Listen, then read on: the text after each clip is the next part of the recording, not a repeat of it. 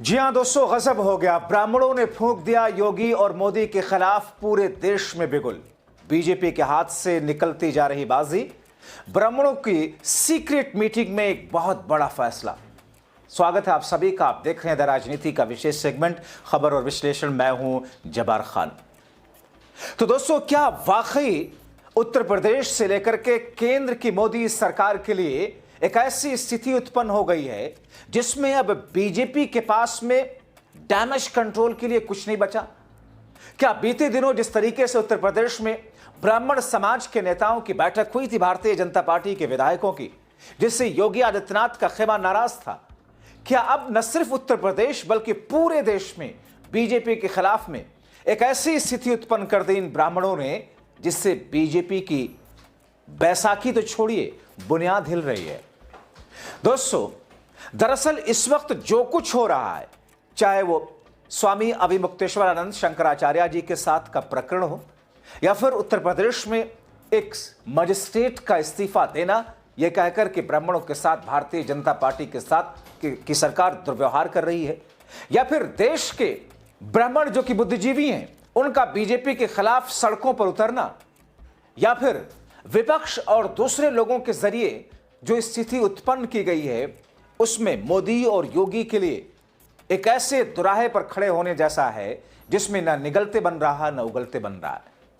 दोस्तों, यूपी के ब्राह्मण इस मुद्दे पर योगी, मोदी और बीजेपी से क्यों नाराज हैं? उत्तर प्रदेश में जहां ब्राह्मण समुदाय लगभग 10 से 13% के आसपास है, राजनीति और प्रशासन में ऐतिहासिक रूप से प्रभावशाली है, वो जिस हिसाब से देश के सबसे बड़े सूबे उत्तर प्रदेश में बिगुल फूके हैं, देश की राजधानी दिल्ली में सर्दी के इस मौसम में तापमान बढ़ता जा रहा है, क्योंकि दोस्तों आपने देखा कि पहले से ही भारतीय जनता पार्टी के ऊपर और खास तौर पर योगी आदित्यनाथ के ऊपर ब्राह्मण विरोधी होने का आरोप लगते रहे हैं, ब्राह्मण विरोधी कदम उठाने के आरोप लगते रहे हैं। बीते ही दिनों आपने देखा उत्तर प्रदेश में कैसे ब्राह्मण समुदाय के लोगों ने, विधायकों ने बैठ करके बैठक की थी। उसकी अगली जिस बैठक के बारे में कहा जा रहा था, एक और इस बीच में बीते 24 घंटों में कैसी बैठक हुई, खबरें ऐसी आ रही हैं, सीक्रेटली एक ऐसी बैठक की गई जिसमें आगे आने वाले दिनों के लिए एक नया कदम उठाने की बात कही जा रही है। तो ऐसे में बीजेपी पर उसका प्रभाव होगा क्या? क्योंकि बीजेपी स्वामी अभिमुक्तेश्वरानंद हो या फिर यूजीसी का वो मुद्दा जिससे सवर्ण समाज न सिर्फ आहत बल्कि आक्रोशित और नाराज दिखाई दे रहा है, उस मुद्दे पर अब जो कुछ हो रहा है वो ऐतिहासिक रूप में बीजेपी के ऊपर प्रभाव डालने जा रहा है। दरअसल जिन नियमों की मैं बात कर रहा था यूजीसी के, इन नियमों के अपने हितों पर हमला मान रहा सवर्ण समाज ब्राह्मणों का कहना है कि यूजीसी नए नियमों से जनरल कैटेगरी को हिंसा का दोषी ठहराया जा रहा है, क्योंकि उन्होंने ब्राह्मण कुल में जन्म लिया।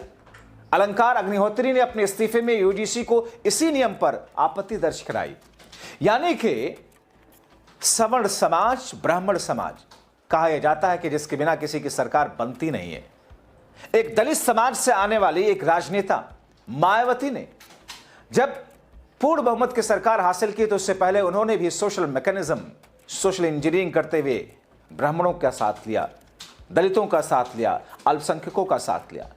यहां तक कि उस बीच में तो कई बार नारे ऐसे तैर रहे थे, वो तिलक तराजू और तलवार, इनको वो सारी स्थितियां ये दर्शाती हैं कि ब्राह्मण समाज भले तादाद में कम हो लेकिन बहुत प्रभाव रखता है, खासतौर पर राजनीतिक तौर पर। दोस्तों, हाल की घटनाएं जैसे आईएएस अधिकारी संतोष वर्मा के ब्राह्मणों पर विवादित बयान ब्राह्मण में आक्रोश बढ़ाए हुए थे। सोशल मीडिया पर #UGC_roll back, यूजीसी काला कानून वापस लो जैसे ट्रेंड कर रहे हैं। तमाम कॉलेज, यूनिवर्सिटी कैंपस में विरोध प्रदर्शन है, जुलूस और पुतला दहन हो रहा है, और इस बीच में शंकराचार्य अभिमुक्तेश्वरानंद के साथ में उत्तर प्रदेश की सरकार के जरिए किया गया बर्ताव और व्यवहार कहीं ना कहीं उस आग में घी डालने का काम कर रहा है। अब दोस्तों, यूपी में इसका व्यापक संदर्भ है। ब्राह्मणों को लगता है कि योगी सरकार में ठाकुर यानी कि योगी की जाति वाले, जिन्हें ज्यादा तरजीह दी जा रही है, सरकारी नौकरियों और राजनीतिक पदों में कम प्रतिनिधित्व की शिकायतें हैं, आरक्षण और सकारात्मक कार्रवाई से ऊपरी जातियों के विशेषाधिकार कम हो रहे हैं, उस पर यूजीसी के नए कानून ने आग में घी की तरह काम किया। यह गुस्सा सामान्य वर्ग के छात्रों के विरोध प्रदर्शनों ब्राह्मण प्रोटेक्ट एक्ट की मांग में दिख रहा है। मतलब यूपी में ब्राह्मण बनाम योगी आदित्यनाथ जंग को धार मिल गई। यूपी में 2027 में विधानसभा चुनाव है। क्या उसी वजह से योगी आदित्यनाथ बनाम ब्राह्मणों का फिर से उभरता हुआ विवाद है? लगता है इस घटना ने यूपी में लंबे समय से चल रहे योगी आदित्यनाथ बनाम ब्राह्मण तनाव को फिर से भड़का दिया। बीजेपी 2017 से हिंदुओं की अगली जातियों से तालमेल कर चुनाव में मजबूत स्थिति में रहती आई है, लेकिन अब दरारें दिख रही हैं। यूपी के ब्राह्मण संगठनों को लगता है कि ठाकुर और ओबीसी को ज्यादा फायदा मिला। ब्राह्मण और ठाकुर की अलग अलग जातिगत बैठकों से पार्टी में आंतरिक प्रतिस्पर्धा साफ दिख रही है। और इसी तरह शंकराचार्य स्वामी अभिमुक्तेश्वरानंद धार्मिक मुद्दों पर मुखर है। उनके शिष्यों पर हमला ब्राह्मण परंपराओं पर हमला माना जा रहा है। योगी सरकार पर राजनीतिक हिंदुत्व को पारंपरिक धार्मिक प्राधिकार पर तरजीह देने के आरोप लगे। इस बीच में एक मजिस्ट्रेट अलंकार अग्निहोत्री का इस्तीफा सिर्फ एक चिंगारी है दोस्तों, लेकिन जातिगत असंतोष 2017 से लगातार सामने आ रहा था। उसको एक मोमेंटरी मुद्दा मिल गया। कानपुर में गैंगस्टर विकास दुबे उर्फ विकास पंडित की जुलाई 2020 में एनकाउंटर के बाद भी यह मामला उठा था। गैंगस्टर ब्राह्मण समुदाय से थे। इसके अलावा भी ब्राह्मणों को लेकर कई घटनाएं सामने आई, जिनके विरोध में ब्राह्मण सम्मेलनों के जरिए किए गए। बीजेपी ने ब्राह्मणों का गुस्सा शांत करने के लिए एक ब्राह्मण को यूपी का डिप्टी सीएम बना तो दिया, बट दोस्तों मामला उतने से काफी नहीं होता है। आइए आपको बताते हैं कि दरअसल यूजीसी वाला विवाद और नियम है क्या, जिसकी वजह से सवर्ण समाज या ब्राह्मण भड़का है, जिस वजह से मोदी योगी के खिलाफ में ब्राह्मण समाज बिगुल फूंक दिया है। दोस्तों यूजीसी के नए नियमों के अनुसार प्रत्येक उच्च शिक्षण संस्थान को एक समान अवसर केंद्र स्थापित करना होगा। उसे नागरिक समाज समूहों, जिला प्रशासन, संकाय सदस्यों, कर्मचारियों, स्थानीय मीडिया, पुलिस के साथ समन्वय स्थापित करना होगा। यह केंद्र कानूनी सहायता की सुविधा प्रदान करने के लिए जिला और राज्य विधि सेवा प्राधिकरणों के साथ समन्वय स्थापित करेगा। अनुसूचित जाति यानी कि एससी, अनुसूचित जनजाति यानी कि एसटी के साथ साथ अन्य पिछड़ा वर्ग यानी कि ओबीसी को भी जातिगत भेदभाव की परिभाषा में शामिल किया गया है, और इसी बात का अगला समाज विरोध कर रहा है। वहीं पिछड़े समाज में इस बात को लेकर खुशी है। सोशल मीडिया पर इसे लेकर बहस तेज है। दोस्तों संस्थान के प्रमुख द्वारा गठित समान अवसर केंद्र में अन्य पिछड़ा वर्ग यानी कि ओबीसी, एससी, एसटी, दिव्यांग और महिलाओं के प्रतिनिधित्व होंगे।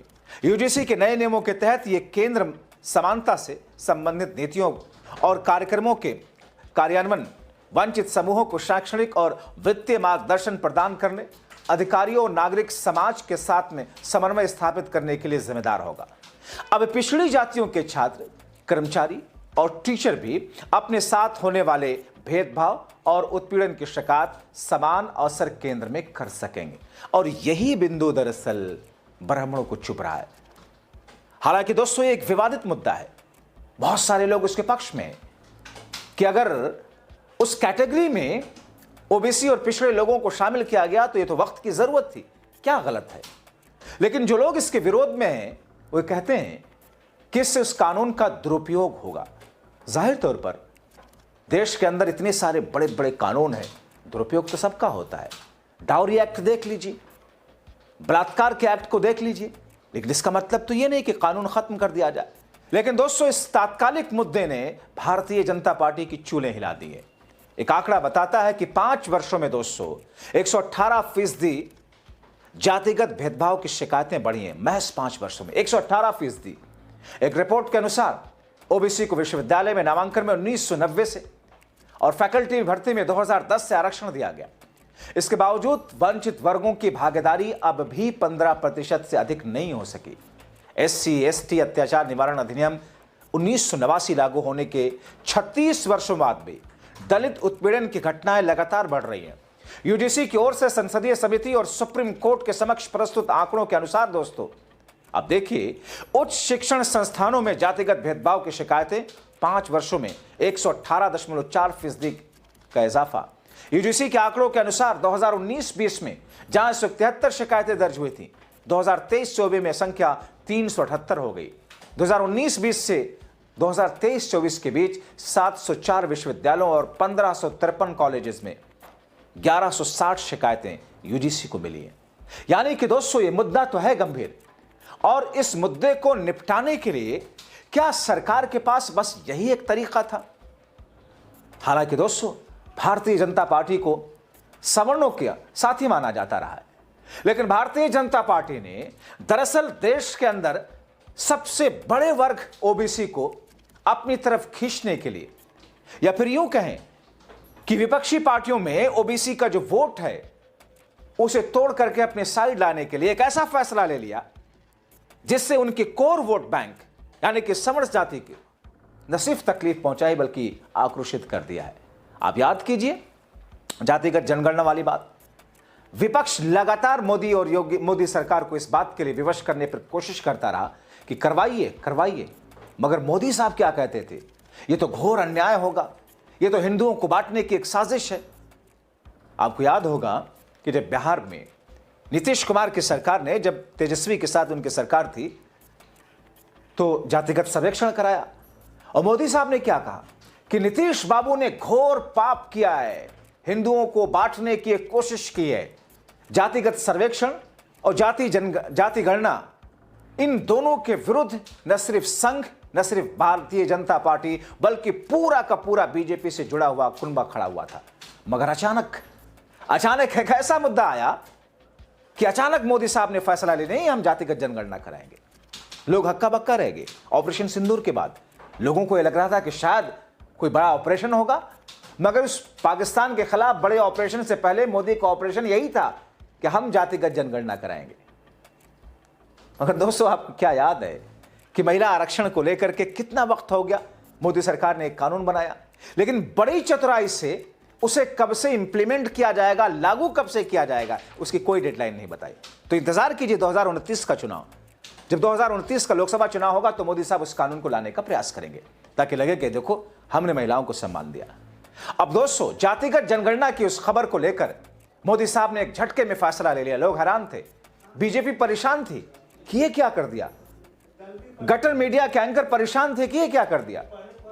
मगर दोस्तों इस बीच में अब ये वाला एक्ट ला करके जिसमें सवर्णों के लिए सवर्ण मुश्किल बता रहे हैं, कहीं ना कहीं मोदी सरकार ने अपने पैरों पर कुल्हाड़ी मारने का काम किया है। ऐसी स्थिति में अब आगे होगा क्या? क्योंकि यह न सिर्फ उत्तर प्रदेश में ब्राह्मणों का आक्रोश योगी आदित्यनाथ के विरुद्ध है, बल्कि मोदी सरकार के खिलाफ भी है, क्योंकि यूजीसी का कानून केंद्र की सरकार लाई है। तो फिर ब्राह्मण जो कि भारतीय जनता पार्टी में दो फाड़ हो चुका है, अब बीजेपी का होगा क्या? आप क्या सोचते हैं? अपनी राय कमेंट बॉक्स में जरूर लिखें।